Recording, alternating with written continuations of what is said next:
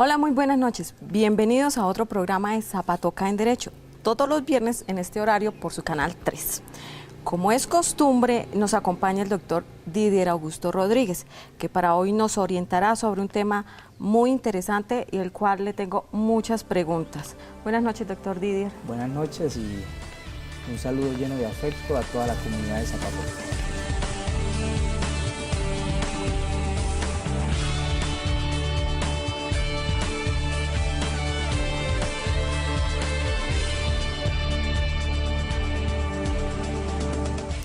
Bien, doctor Didier, para entrar en tema de una vez, hoy vamos a hablar sobre la función pública y las diferentes formas de proveer cargos en el Estado. Tradicionalmente el término empleado público se ha utilizado como sinónimo de funcionario, por el hecho de que sus nóminas también corren a cargo de las arcas públicas, pero la realidad a veces es diferente. Para empezar, ¿qué es la función pública?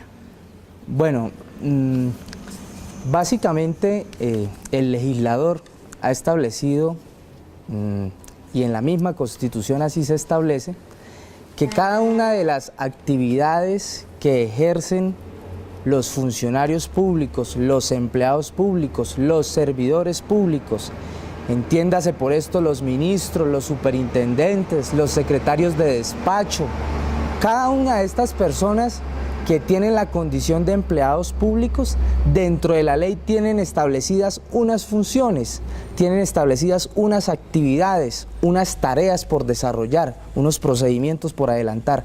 Entonces, a eso el legislador le ha denominado función pública, es decir, la actividad que yo como secretario de despacho, que yo como ministro, que yo como empleado del Estado tengo que ejecutar. Entonces, no hay cargo público que no tenga asignado en la ley unas funciones. Entonces, algunas las vamos a encontrar en la Constitución, otras en algunas leyes orgánicas, otras en algunas resoluciones o acuerdos. Pero básicamente debe entenderse por función pública cada una de las actividades que yo desempeño como empleado público en cualquier dependencia, ya sea en un ministerio, en una gobernación, en una alcaldía. Doctor Didier, ¿qué diferencia hay entre empleado público y los trabajadores oficiales? Bueno, los empleados públicos ya vamos a ver más adelante que hay una clasificación y podemos decir que ese es el género, el de empleado público, y hay una clasificación. Dentro de esa clasificación seguramente vamos a encontrar los trabajadores oficiales, pero los trabajadores oficiales son aquellas personas que realizan actividades operativas, que realizan, para poner un ejemplo, es la persona, por ejemplo, que cuando se está construyendo una obra y la entidad utiliza personas para la ejecución de esa obra, valga la redundancia, para la mano de obra, se entiende que estas personas tienen la condición de trabajadores oficiales, lo que, digamos, groseramente se conocería como los empleados de pica y pala, son los que materialmente ejercen esa actividad. A eso se le conoce como trabajadores oficiales, pero ya vamos a ver en el desarrollo cuál es la clasificación de ese género llamado empleado público. Bien, doctor Didier, ¿cuáles son las diferentes formas de proveer cargos en el sector público? Correcto, lo decíamos hace un momento. Hay un género llamado empleados públicos, que son todos aquellos que tienen un vínculo laboral con el Estado. Y entiéndase, el Estado, sabemos que nuestro Estado colombiano está descentralizado y entonces por eso existen las gobernaciones, por eso existen las alcaldías, por eso existen las superintendencias.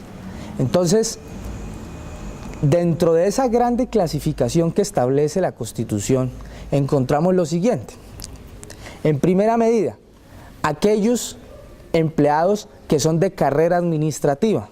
Los empleados de carrera administrativa, ya más adelante lo explicaremos, son aquellos donde para proveer el cargo necesariamente tienen que presentar un concurso, es decir, la meritocracia es el factor de selección de ese empleado. También tenemos los de libre nombramiento y remoción.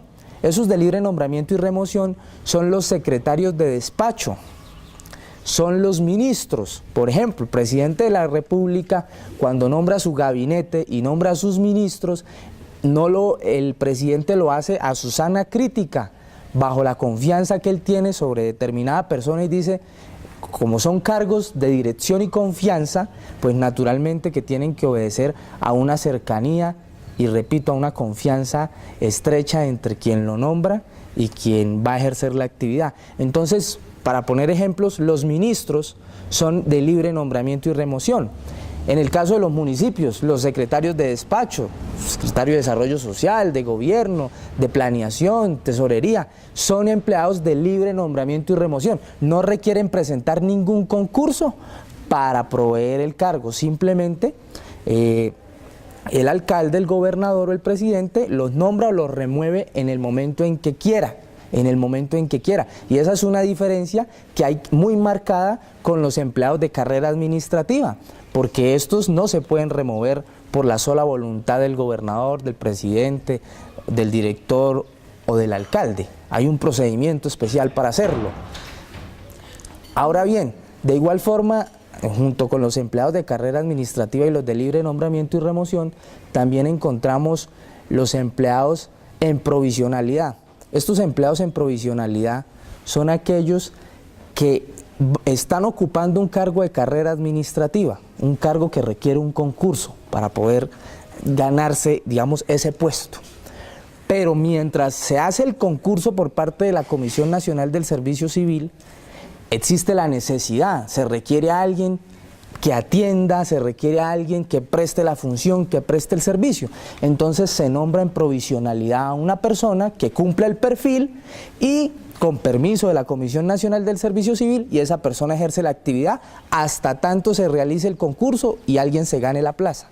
¿Puede ese cargo provisional, la persona puede estar estudiando una carrera administrativa en el momento? Sí, o sea, digamos, los cargos en provisionalidad, la persona puede estar ejerciendo, sí, una carrera universitaria. Lo importante es que dentro del manual de funciones seguramente se van a establecer cuáles son los requisitos o las condiciones que esa persona académicamente debe tener. Entonces, seguramente que si la persona no cumple con ese requisito, no puede, sobre pretexto de eso, decir que porque está en provisionalidad, entonces no necesariamente tiene que estar graduado. Por ejemplo, pongamos, se me ocurre a mí, el cargo de la comisaría de familia, que exige que sea abogado. Si está en provisionalidad, independientemente de eso, tiene que ser un abogado titulado. No por esto puede decir que puede llevar paralelamente su carrera, no. O sea, la provisionalidad exige que la persona cumpla con el perfil que se le exige al empleado de carrera administrativa. Ahora, no he terminado con el listado de las formas de proveer cargos. Ya hablamos de los de libre nombramiento y remoción, hablamos de los de carrera administrativa, hablamos de los de provisionalidad, pero también hay unos que son de elección popular: presidente, el alcalde, los gobernadores, los concejales, los diputados. Ellos son servidores públicos, ¿sí? Y ellos son por elección popular. Y de igual forma también encontramos otros de elección, pero que no son de elección popular, sino de elección interna. Por ejemplo, cuando se elige la secretaria del Consejo, lo elige la corporación; cuando se elige el Procurador General de la Nación, cuando se elige el Contralor, cuando se elige el Fiscal General de la Nación, cuando se eligen los magistrados de las altas cortes. Ellos son de elección, pero es una elección interna, dependiendo de la naturaleza del cargo. Algunos los elige el Congreso, otros los elige la misma corporación, por ejemplo en el caso de los magistrados, de los tribunales. Y poníamos el ejemplo de la secretaria del Consejo, que lo elige el Consejo mismo. El caso de los personeros, por ejemplo, los personeros los elige el Consejo como tal, pero ya vamos a hablar en un programa más adelante de ese tema. Entonces, y otro cargo, el último, el encargo. Eso es otra figura por medio de la cual a una persona puede proveer un cargo. Esto sucede cuando el titular de la cartera, por alguna razón o circunstancia, tiene que ausentarse de la misma temporalmente. Entonces tiene una licencia, tiene una incapacidad, tiene unas vacaciones, y el cargo naturalmente requiere que se siga prestando el servicio. Entonces la administración puede, a través del encargo, con una persona de la misma planta de personal, encargarla temporalmente para que cumpla esa función. Pero ojo con esto. ¿Es igual a la provisional? No propiamente, porque en la provisional la vacante es definitiva, o sea, no hay quien la provea. En cambio, en el encargo sí está el titular, solo que temporalmente él se aleja, pero sí hay un titular. Pero, ¿qué sucede? Para poder hacer el encargo necesariamente dentro de la planta de personal, por ejemplo, si yo voy a encargar a alguien de la Secretaría de Gobierno, necesariamente tengo que encargar un abogado, ¿cierto? Es decir, que dentro de la planta de personal haya una persona con el perfil que exige el manual de funciones. Si no lo hay, y pongo el ejemplo, eso sucedió aquí recientemente en el municipio de Zapatoca, si no lo hay, no es posible hacer el encargo, Si en la Secretaría de Planeación hay una ausencia temporal del titular de la cartera, pero dentro de la planta de personal del municipio no hay una persona que cumpla los requisitos que exige el manual de funciones, esto es, que sea arquitecto o que sea ingeniero civil, no puede hacerse el encargo, porque se estaría incurriendo en una falta disciplinaria, porque se están nombrando personas que no cumplen el perfil. ¿Se cierra esa oficina entonces, señor? No necesariamente se cierra, tiene que nombrarse una persona, porque entre otras cosas es un cargo de libre nombramiento y remoción, que en cualquier momento, como su nombre lo dice, se puede nombrar o se puede remover. Bien, doctor Didier, aquí en mis apuntes tengo que según el nuevo plan de ajuste del gobierno, ha puesto como en el centro de la diana más de 3 millones de empleados públicos, pues el 40% de estos puestos de trabajo está seriamente en riesgo. ¿Se despiden los empleados públicos por no ser capaz la administración de pagarles? No, no necesariamente, no. ¿Qué es lo que sucede? Obviamente cuando la administración va a crear un cargo dentro de su estructura, por ejemplo, dentro de la comisaría de familia se va a crear el cargo de la trabajadora social y el cargo de la psicóloga.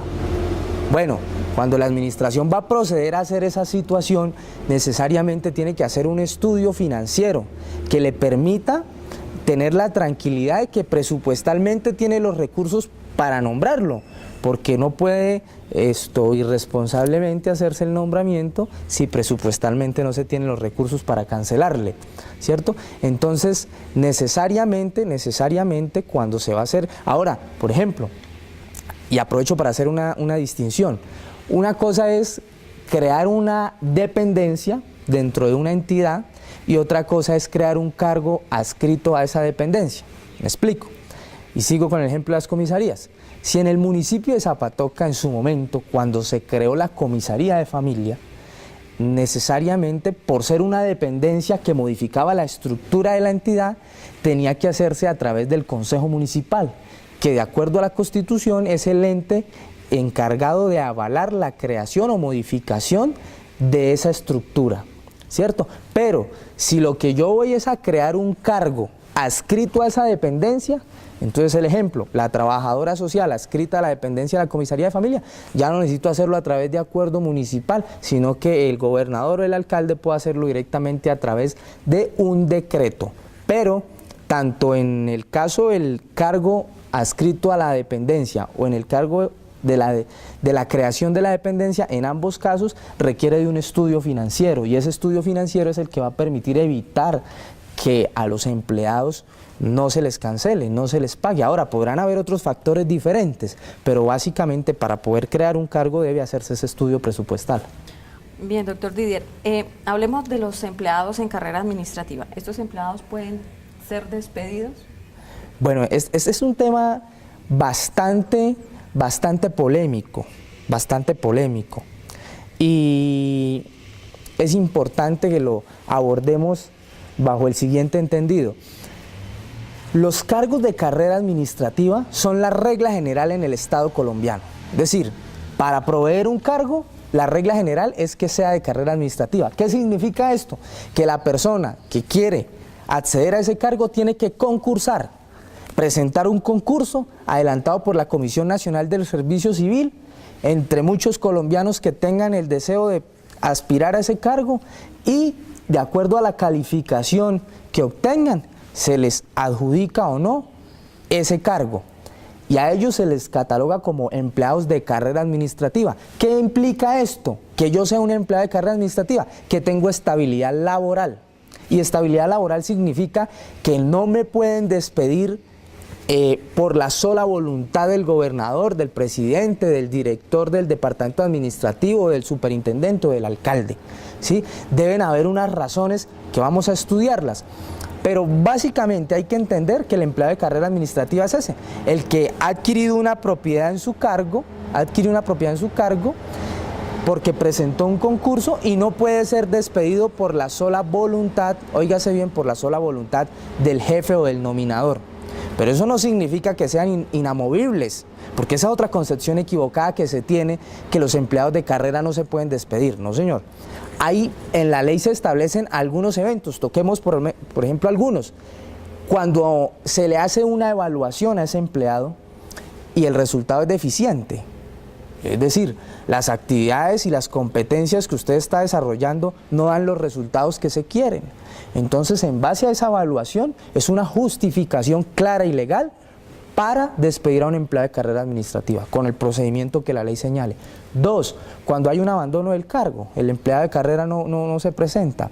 Y 3, cuando se elimina, cuando hay una reestructuración y se elimina el cargo, también, pero la ley establece ahí un evento. A esa persona que en la reestructuración, por ejemplo, se eliminó esa dependencia, la ley exige que debe ubicarse en otro cargo de iguales condiciones o mejores condiciones, o en su defecto indemnizarlo, pero no significa que por el hecho de que sea de carrera toda la vida vaya a estar ahí. No, hay que tener en cuenta esos parámetros que la ley establece en ese sentido.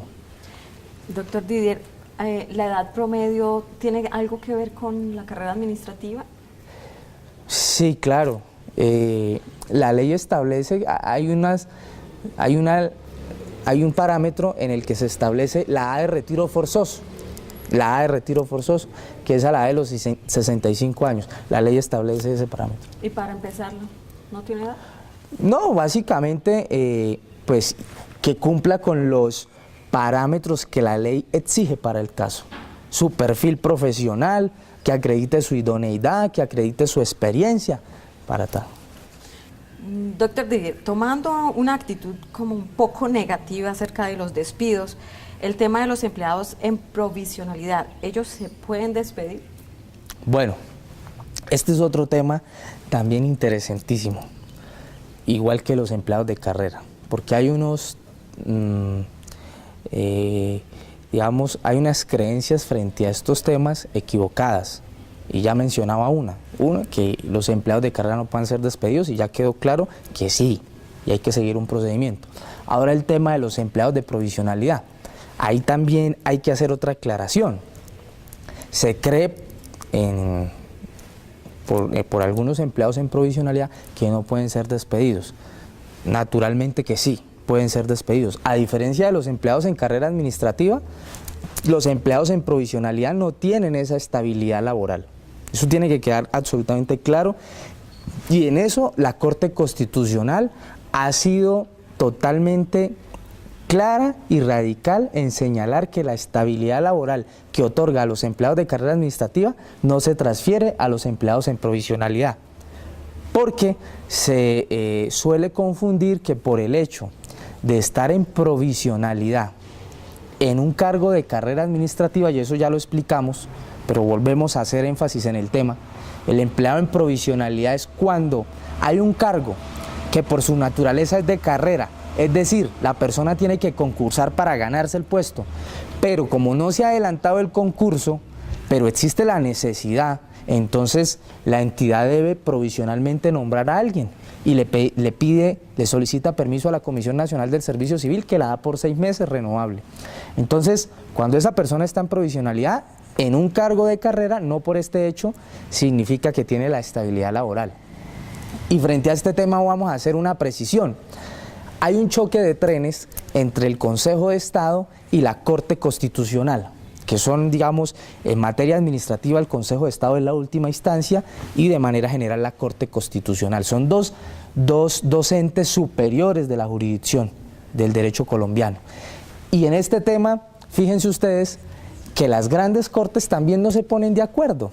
Y entonces, frente al tema de los empleados en provisionalidad, la Corte, el Consejo de Estado dice: usted, señor gobernador, usted, señor ordenador del gasto, usted, señor alcalde, puede prescindir de los servicios de él, puede despedirlo en el momento en que usted quiera y no tiene que argumentar ninguna razón. El acto administrativo por medio del cual usted le dice a ese empleado en provisionalidad que muchas gracias, hasta luego, no tiene que motivarlo. Eso lo dice el Consejo de Estado, es una posición del Consejo de Estado. Pero la Corte Constitucional tiene otra posición diferente. La Corte Constitucional dice: no, señor, si bien los empleados en provisionalidad no tienen esa estabilidad laboral que tienen los empleados de carrera, si usted, señor gobernador o señor alcalde, va a despedir, va a sacar de la nómina, va a prescindir de los servicios de ese empleado en provisionalidad, el acto administrativo por medio del cual lo va a hacer debe motivarlo. ¿Qué significa motivarlo? Dar las razones por las cuales a su juicio no se requiere más de esa persona. Entonces, por ejemplo, porque la persona no está cumpliendo con sus deberes laborales, porque la persona no es competente, porque desapareció la necesidad de tener a la persona. Bueno, cualquier razón que se establezca, pero debe establecerse dentro del acto administrativo. Entonces, ¿qué sucede? Han habido casos en los que los alcaldes han despedido a empleados en provisionalidad. Aquí, por ejemplo, en Zapatoca ha sucedido, empleados en provisionalidad, no les han motivado el acto administrativo, es decir, han acogido la postura del Consejo de Estado, y cuando se han demandado en la jurisdicción administrativa, gana el municipio. Pero cuando eso llega a la Corte Constitucional, aquí pasa un caso particular, se demandó, el Tribunal Administrativo de Santander, acogiendo la postura del Consejo de Estado, dijo: sí, no hay lugar a motivar el acto, está bien hecho el despido. Se interpuso una tutela contra esa sentencia del tribunal, y esa tutela por competencia llegó al Consejo de Estado, y pues obviamente el Consejo de Estado dijo: efectivamente, esa es la posición, no hay que motivar el acto. Pero como todas las sentencias de tutela, como aquí lo dijimos en un anterior programa, las revisa la Corte Constitucional. Cuando esa sentencia llegó a la Corte Constitucional, dijo: no, señor, ese no es el parámetro, la postura que ha asumido la Corte Constitucional en ese tema. Por lo tanto, se revoca esa sentencia y se anula el fallo del tribunal, y por favor, hágase un nuevo fallo de acuerdo a la postura de la Corte Constitucional, es decir, debe motivarse el acto. Entonces, esto genera un vacío jurídico inmensamente grande para las entidades territoriales, para las gobernaciones, para las alcaldías, porque si bien usted aplica un procedimiento avalado por el Consejo de Estado, en cualquier momento se puede caer, como sucedió acá, porque la Corte Constitucional viene y dice: no, señor, el procedimiento es este. Entonces, ese choque de trenes seguramente que ha causado traumatismos, y finalmente los perjudicados son los municipios. Si esa empleado provisional gana esa tutela, ¿deben indemnizarlo? Indemnizarlo no. Deben reintegrarlo a su actividad, y después de reintegrarlo deben pagarle lo que dejó de percibir desde el momento en que lo despidieron a la fecha, pero no es una indemnización.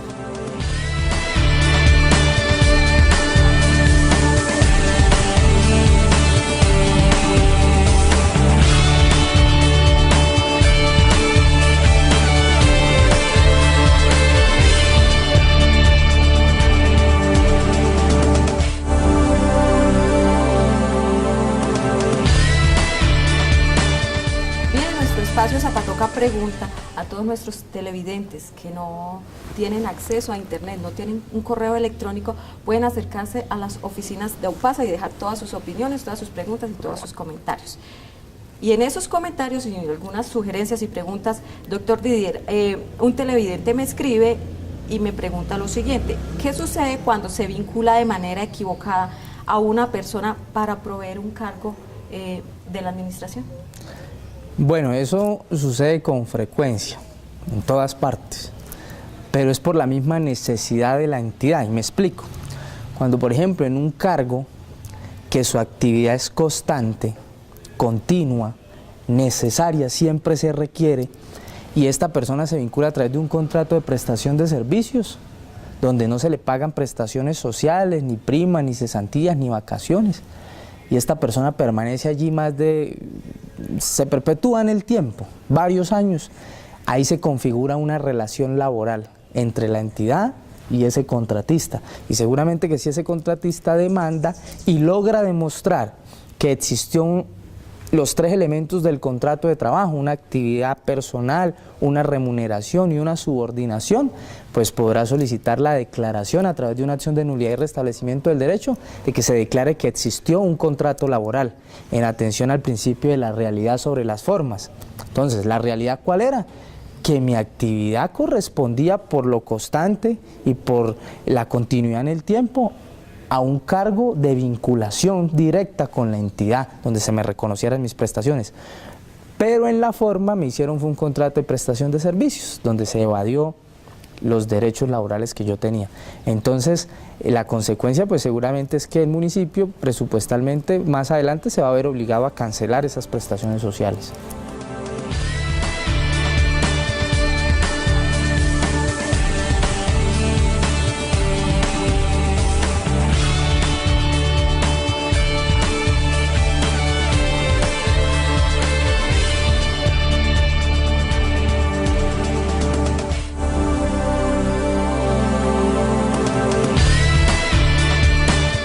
Otra pregunta de un televidente: ¿hay lugar para indemnizar a un empleado en provisionalidad que se ha despedido?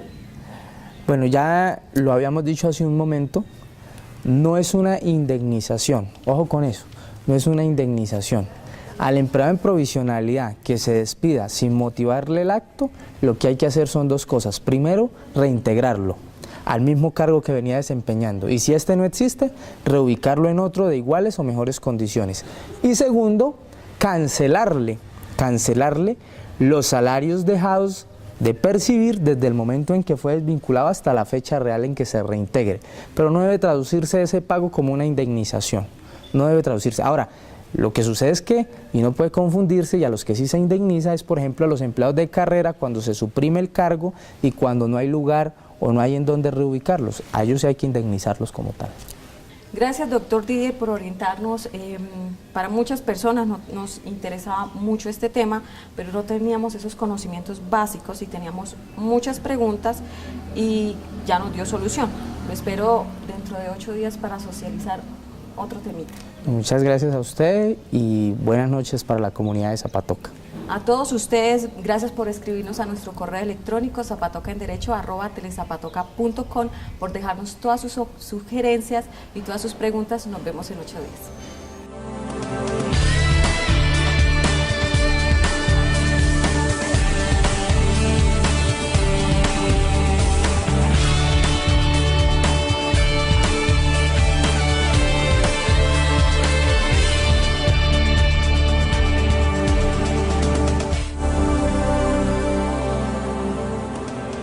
Cerca de 1.700 asociados hacen parte de AUPASA, la más importante asociación de Zapatoca.